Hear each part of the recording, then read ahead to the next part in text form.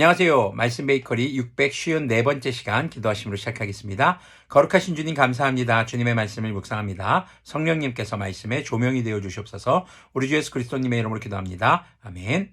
네, 오늘 보실 말씀은 사무엘상 2장 11절에서 36절까지의 말씀입니다. 엘가나는 라마에 있는 자기 집으로 돌아갔으나 사무엘은 제사장 엘리 곁에 있으면서 주님을 섬기는 사람이 되었다. 자, 사무엘의 정체성이 나오는 말입니다. 주님을 섬기는 사람이 되었다. 이제 사무엘은 부모님 곁에서 떨어져서 이제 평생을 나실 사람, 주님 앞에서 거룩하게 구별된 사람으로 살아가게 되는 것이죠. 10절을 보면은요, 이제 엘리의 아들들에 대한 이야기가 등장을 합니다. 엘리의 아들들은 행실이 나빴다. 그들은 주님을 무시하였다. 제사장이 백성에게 지켜야 하는 규정이 있었는데 그들은 그것도 무시하였다. 누군가가 제사를 드리고 그 고기를 삶고 있으면 그 제사장의 종이 살이 3개 달린 갈고리를 들고 와서 냄비나 솥이나 큰 솥이나 가마솥에 갈고리를 찔러 넣어서 그 갈고리에 걸려 나오는 것은 무엇이든지 제사장의 몫으로 가져갔다. 실로에 와서 주님께 제물을 바치는 이스라엘 사람이 모두 이런 일을 당하였다. 그뿐 아니라 사람들이 아직 기름을 떼내어 태우지도 않았는데 제사장의 종이 와서 제물을 바치는 사람에게 제사장님께 구워드릴 살코기를 내놓으시오. 그분이 원하는 것은 삶은 고기가 아니라 날고기요 하고 말하곤 하였다. 제물을 바치는 사람이 그 종에게 먼저 기름을 태우도록 되어 있으니 그렇게 하고 난 다음에 원하는 것을 가져가시오 하고 말하면 그는 아니요 당장 내놓으시오. 그렇지 않으면 강제로라도 가져가겠소 하고 대답하였다. 엘리의 아들들은 주님께서 보시는 앞에서 이렇듯 심하게 큰 죄를 저질렀다. 그들은 주님께 바치는 제물을 이처럼 함부로 대하였다.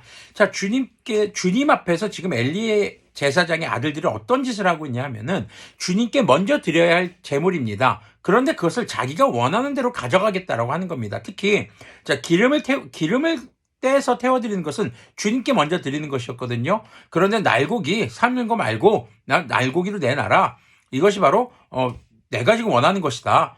그러면서 지금 하나님의 제물을 함부로 대하고 자신의 욕심이 우선이 되는 그런 삶을 살고 있는 것입니다. 특히 12절을 보면은요. 엘리의 아들들은 행실이 나빴다라고 시작하고 있죠. 자, 그런데 그 다음 구절이요. 그들은 주님을 무시하였다라고 얘기합니다. 그런데 개역개정은 이 주님을 무시하였다라는 말이 주님을 몰랐다라고 얘기합니다.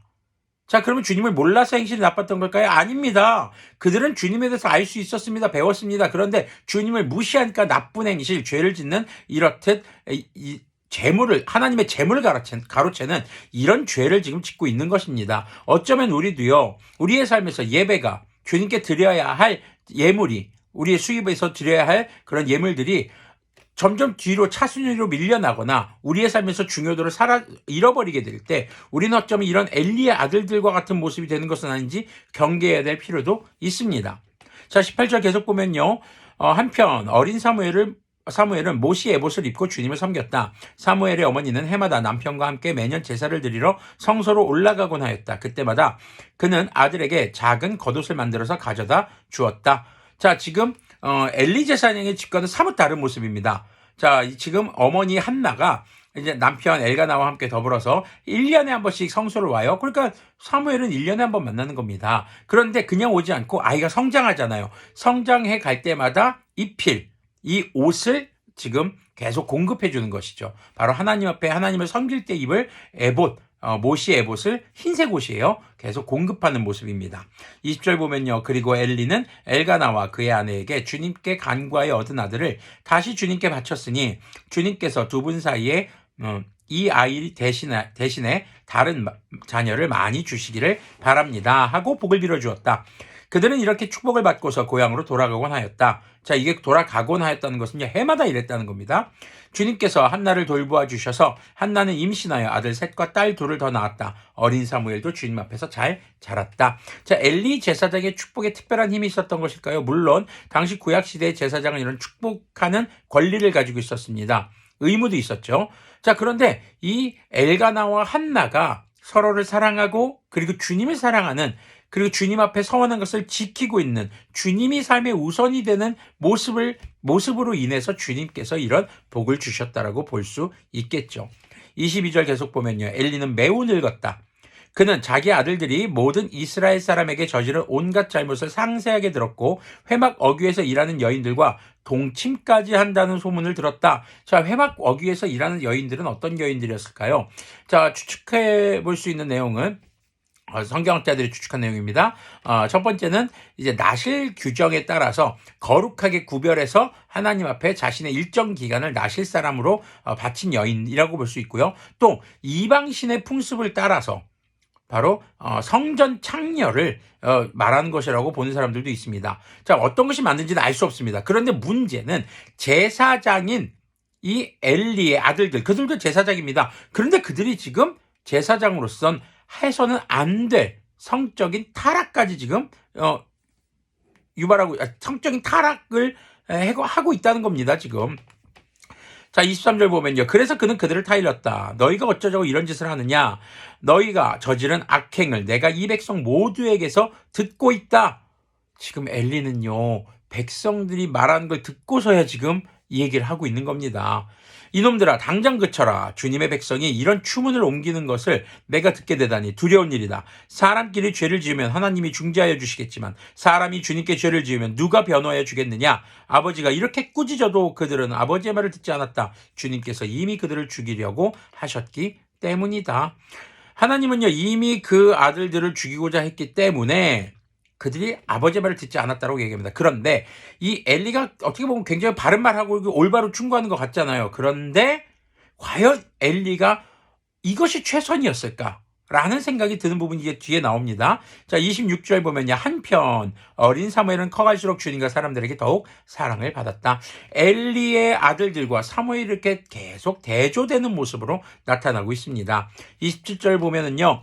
하나님의 사람이 엘리를 찾아서 말하였다. 나 주님이 말한다. 내 조상의 집이 이집트에서 바로의 집에 속하였을 때에 내가 그들에게 나를 분명하게 나타내주지 않았느냐. 그때 내가 이스라엘의 모든 지파 가운데 내 조상 아론을 선택해서 나의 제사장으로 삼아 나의 제단에 올라와 분향을 하게 하며 에봇을 입고 내 앞으로 나와 내 뜻을 듣도록 하지 않았느냐. 또 나는 이스라엘 자손이 드리는 불살라 바치는 제물을 모두 너희의 몫으로 차지할 권리를 내 조상의 집안에 주지 않았느냐. 그런데 너희는 어찌하여 나의 처소에서 나에게 바치라고 명한 나의 제물과 예물을 멸시하느냐. 어찌하여 너는 나보다 내 자식들을 더 소중하게 여겨 나의 백성 이스라엘이 나에게 바친 모든 제물 가운데서 가장 좋은 것들만 골라다가 스스로 살찌도록 하느냐.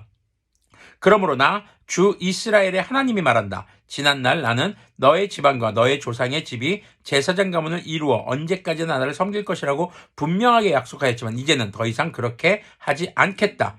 이제는 내가 나를 존중하는 사람들만 존중하고 나를 경멸하는 자들은 수치를 당하게 할 것이다. 나 주님의 말이다. 자, 지금 여기 내용을 보면은요. 지금 엘리가 하나님보다 지금 자식들을 더 소중하게 생각했다라고 29절 후반절에서 기록하고 있는 내용이 나옵니다. 하나님이 책망하는 것이죠. 그러니까 좀 더 강하게 나무랬어야 됐었고 그들의 행동을 알았을 때 제사장직에서 파면시켜야 됩니다.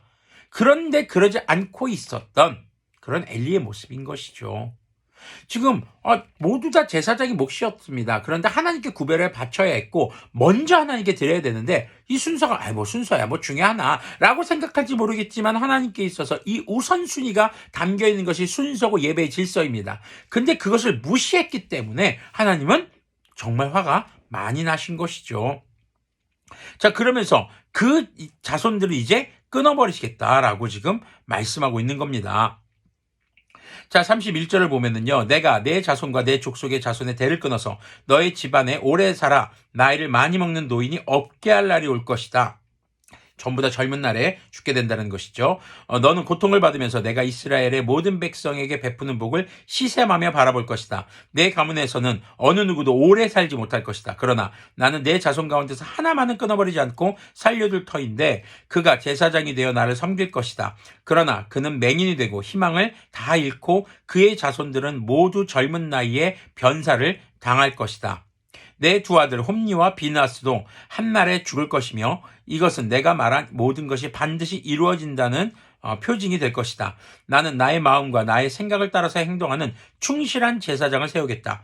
내가 그에게 자손을 주고 그들이 언제나 내가 기름 부어 세운 왕 앞에서 제사장 일을 보게 하겠다. 그때 너의 집에서 살아남는 자들은 돈 몇 푼과 빵덩이를 얻어먹으려고 그에게 엎드려서 제사장 자리나 하나 맡겨주셔서 밥이나 굶지 않고 살게 하여 주십시오 하고 간청할 것이다. 비굴한 삶을, 그저 먹고 살기 위한 삶을 사는데 급급하는 그런 모습으로 그 후손 중에 하나가 살아남아서 결국에는 전락하는 그런 모습을 하나님은 지금 선포하고 있는 것입니다. 자, 오늘 말씀의 제목이 주님을 힘써 알아야 합니다라는 제목입니다. 우리가 주님을 몰라서 사실 죄 지을까요? 알면서도 어떨 때는 주님을 무시하기 때문에 죄를 짓고 있는 것입니다. 압니다. 뭐 핑계를 다 대겠죠. 어쩔 수 없었다. 이럴 수밖에 없었다. 그런데요, 우리가 어쩔 수 없었다라고 말할 때에는요, 주님보다 여러분들이 어쩔 수 없었다라고, 우리가 어쩔 수 없었다라고 말하는 그 일이 더 중요했기 때문이라는 것을 기억해야 할 것입니다. 우리는 주님을 힘써 알아야 합니다. 성경을 읽고 배우고 그것만이 아닙니다. 우리는 그 말씀을 따라 주님이 삶의 우선순위의 삶으로 살아가야 합니다. 그것이 그리스도인의 삶이고 그것이 거룩한 하나님의 자녀다운 삶인 것을 잊지 않으시기를 소망합니다. 기도하겠습니다. 거룩하신 주님 감사합니다. 주님, 우리가 주님을 힘써 알기를 소망합니다. 그것이 머릿속으로만 나는 지식이 아니라 우리의 삶의 행동이 주님이 우선순위가 되는 그런 삶을 살아가는 그런 우리들이 될 수 있도록 긍휼을 베풀어 주시옵소서. 우리 주 예수 그리스도님의 이름으로 기도합니다. 아멘. 네, 주님 앞에서 주님께 예배하는 것이, 그리고 주님께 예물을 드리고 주님께 서원한 것을 우리가 행하는 것, 주님 앞에 거룩하게 살아가는 것, 말씀을 따라 살아가는 것이 행동으로 옮겨지는 것, 그렇게 주님이 우선순위가 되어서 주님을 알아가기에 힘쓰는 우리들이 되기를 소망합니다.